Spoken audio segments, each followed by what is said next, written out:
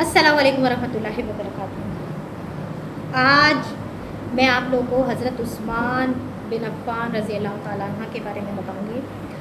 حضرت عثمان بن عفان جن کا لقب ہے غنی، ان کو عثمان غنی بھی کہتے ہیں، ان کے والد کا نام عفان بن عاص رضی اللہ تعالیٰ عنہ ہے، اور حضرت عثمان کو حضرت عثمان غنی اس لیے کہتے ہیں کیونکہ ان کو اللہ پاک نے بہت سا مال دیا ہوا تھا، مگر وہ مال وہ اللہ کی راہ میں خرچ کرتے تھے۔ یعنی اتنا مال تھا، اتنا مال کہ اللہ کے نبی کے دور میں تو انہوں نے خرچ کیا ہی کیا، بلکہ جو صحابہ آئے ان کے بعد، حضرت عمر فاروق کا دور آیا، حضرت ابو بکر رضی اللہ تعالیٰ عنہ کا دور آیا، انہوں نے ان کے دور میں، دور خلافت میں اپنا مال سب خرچ کر دیا۔ اور اپنے اس کے بارے میں آتا ہے کہ جب ان کا دور خلافت آیا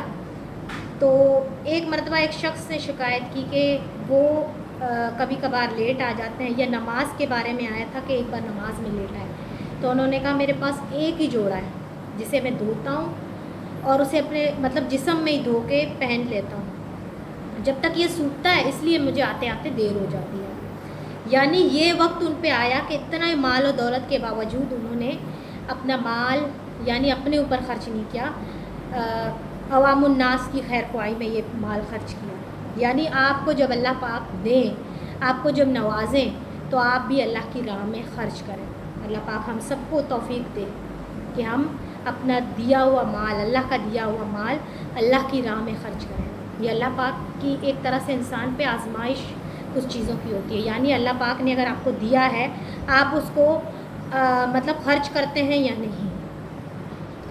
ہم صحابہ کی لائف جتنی پڑھ لیں کم ہے، مگر جو ہم جان سکتے ہیں اس کو کوشش کرنا چاہیے کہ اس کے بارے میں ہم پڑھیں۔ ایک مرتبہ ایک کنویں کے بارے میں آتا ہے کہ مسلمانوں میں جب پانی تقسیم ہوتا تھا اور اس کا پانی بیچ میں بیچا جانے لگا یا کچھ مشکلات آ گئی، تو اللہ کے نبی صلی اللہ علیہ وسلم نے فرمایا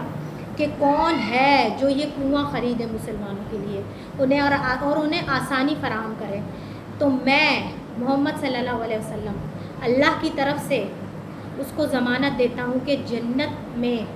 اس کو جنت کی ضمانت دیتا ہوں۔ تو یہ ڈائریکٹ حضرت عثمان بن عفان کھڑے ہوئے، یعنی حضرت عثمان ایسے تھے کہ ہر چیز میں آگے رہتے تھے۔ اسلام کے لیے کوئی چیز کی ضرورت پڑتی تھی، اللہ کے نبی مشورہ کرتے تھے تو فوراً وہ اپنا مال پیش کر دیتے۔ اسی طرح ایک واقعہ میں آتا ہے کہ اللہ کے نبی ایک باغ میں بیٹھے ہوئے تھے حضرت موسیٰ اشعری کے ساتھ، تو حضرت جب ان کے ساتھ وہ بیٹھے ہوئے تھے تو اچانک سے ان کو ایک آہٹ محسوس ہوئی اور انہیں لگا کہ کوئی باغ میں آ رہا ہے۔ انہوں نے کہا کہ اللہ کے نبی صلی اللہ علیہ وسلم، مجھے لگتا ہے کوئی اندر آنا چاہ رہا ہے، میں جا کے دیکھوں؟ تو اللہ کے نبی صلی اللہ علیہ وسلم فرماتے جی جا کے دیکھو، پر انہیں کہنا کہ اللہ نے فرمایا ہے کہ جو اس باغ میں پہلا آیا اس کو جنت کی ضمانت دے دو، اس کے لیے جنت مقرر کر دی گئی، اس کے لیے جنت ہے۔ تو وہ دروازہ جب کھولتے ہیں تو حضرت ابو بکر صدیق رضی اللہ تعالیٰ عنہ ہوتے ہیں، وہ انہیں یہ چیز وہ بتاتے ہیں کہ اللہ کے نبی نے اس طرح کے لیے فرمان ان کو آیا ہے کہ اللہ نے ان کو وحی کی ہے کہ یعنی پیغمبر عالم الغیب نہیں ہوتا، ان کے پاس وحی آئی اور وحی کے ذریعے انہوں نے بتایا کہ آپ کے لیے جنت واجب کر دی گئی ہے۔ اسی طرح حضرت ابو بکر صدیق رضی اللہ تعالیٰ عنہ نے اللہ کی حمد و ثنا بیان کی، اور پھر اس کے بعد وہ اندر آئے، پھر کچھ دیر بعد پھر ان کو آہٹ محسوس ہوئی اور انہیں لگا کہ کوئی آیا ہے، تو وہ جیسے اٹھنے لگے، اللہ کے نبی صلی اللہ علیہ وسلم نے فرمایا جو بھی شخص آئے اسے کہہ دو کہ اللہ پاک نے آپ کے لیے بھی جنت کی ضمانت دی ہے اور جنت میں آپ کا ٹھکانہ ہے۔ جب وہ اٹھ کے جاتے ہیں اور دروازہ کھولتے ہیں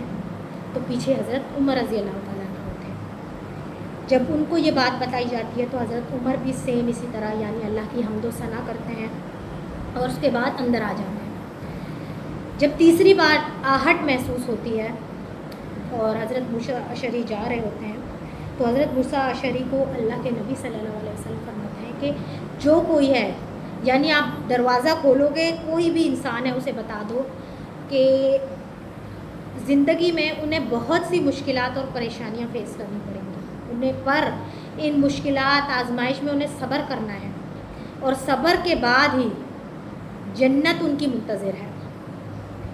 وہ اللہ کے نبی کا یہ پیغام لے کر جاتے ہیں اور دروازہ کھولتے ہیں تو سامنے حضرت عثمان رضی اللہ تعالیٰ عنہ ہوتے ہیں۔ سبحان اللہ۔ یعنی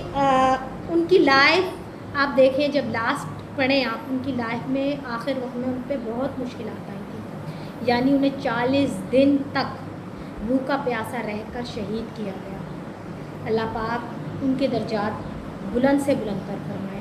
اور ہمیں ان کے نقش قدم پہ چلنے کی توفیق عطا فرمائے۔